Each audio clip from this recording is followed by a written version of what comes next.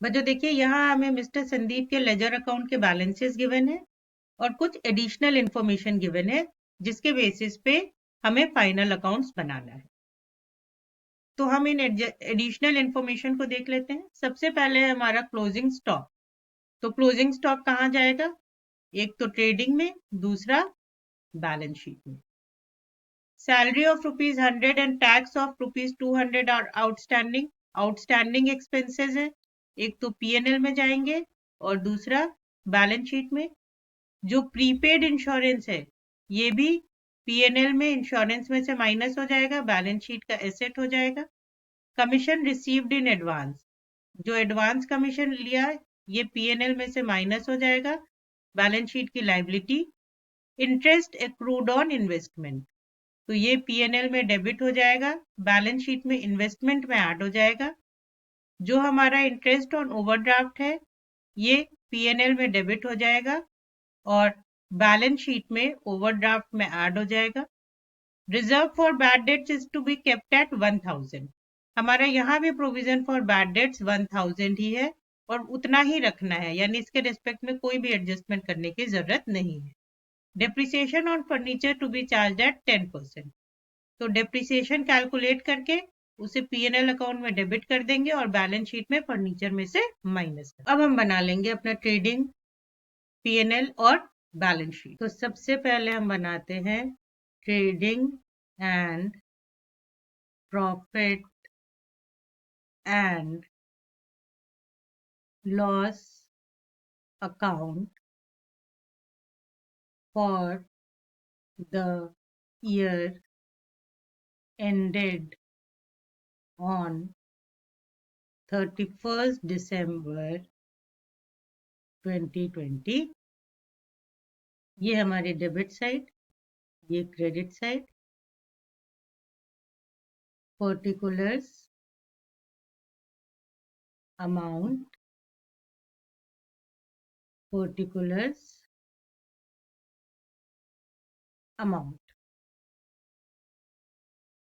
अब हम सबसे पहले ट्रेडिंग अकाउंट बना करके ग्रॉस प्रॉफिट निकालते हैं। तो उसके लिए हम लेंगे to opening stock. Opening stock होगा हमारा 1400। देन टू परचेजेस, परचेज है हमारे 12,000 के और इसमें से हम माइनस कर देंगे रिटर्न। तो रिटर्न है हमारा 2000 का, यानी हमारे नेट परचेजेस हो गए 10,000। अब आ जाएगा सेल्स। तो बाय सेल्स, सेल्स है 9,000 रुपीज की और इसका रिटर्न है 1000। तो इसमें से रिटर्न माइनस कर देंगे तो ये हो जाएगा हमारा 8,000। उसके बाद फिर by closing stock. Closing stock है हमारा 4,500 का। अब यहाँ जब हम टोटल करेंगे तो हम देखेंगे कि डेबिट साइड ज्यादा है, सॉरी, यहाँ जब हम टोटल करेंगे तो हम देखेंगे हमारा क्रेडिट साइड ज्यादा है, डेबिट साइड कम है। डेबिट साइड कम है, दैट मीन्स हमें हुआ है प्रॉफिट। तो ये हो गया हमारा ग्रॉस प्रॉफिट और ग्रॉस प्रॉफिट हो गया हमारा 1100 का और दोनों साइड का टोटल हो गया हमारा 12,500 एंड 12,500।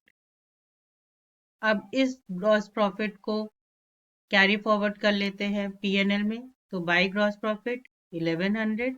अब पीएनएल के सारे एक्सपेंसेस आ जाएंगे।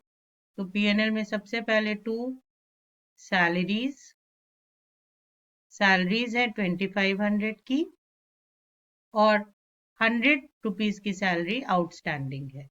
तो वो 100 यहाँ पे ऐड हो जाएगा और हमारी सैलरी हो जाएगी 2600। फिर to tax and insurance, tax and insurance given है 500 में ऐड कर देंगे जो हमारा आउटस्टैंडिंग टैक्स है दैट इज 200 और इसमें से लेस कर देंगे जो हमारा प्रीपेड इंश्योरेंस है, और वो है हमारा 50 रुपीज का।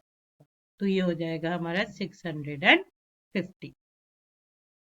फिर आएंगे हमारे बैड डेट्स, 2 बैड डेट्स, और बैड डेट्स हैं हमारे 500। देन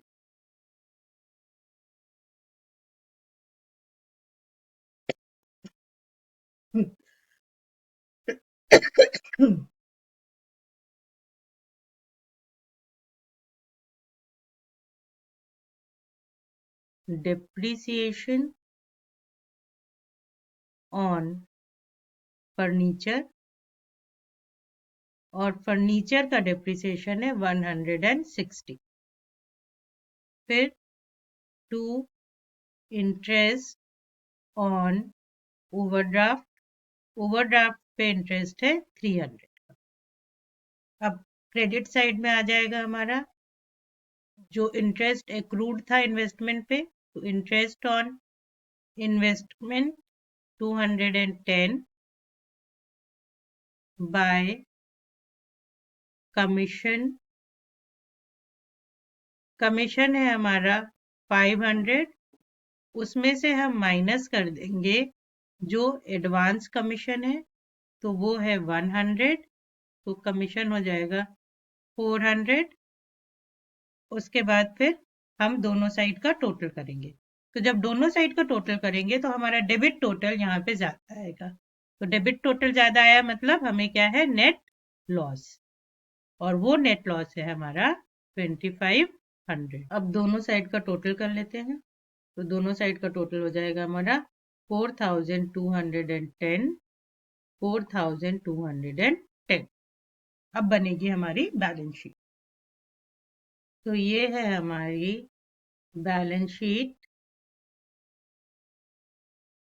एज ऑन 31 दिसंबर 2023।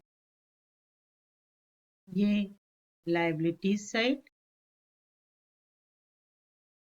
ये अमाउंट, ये एसेट्स, ये अमाउंट।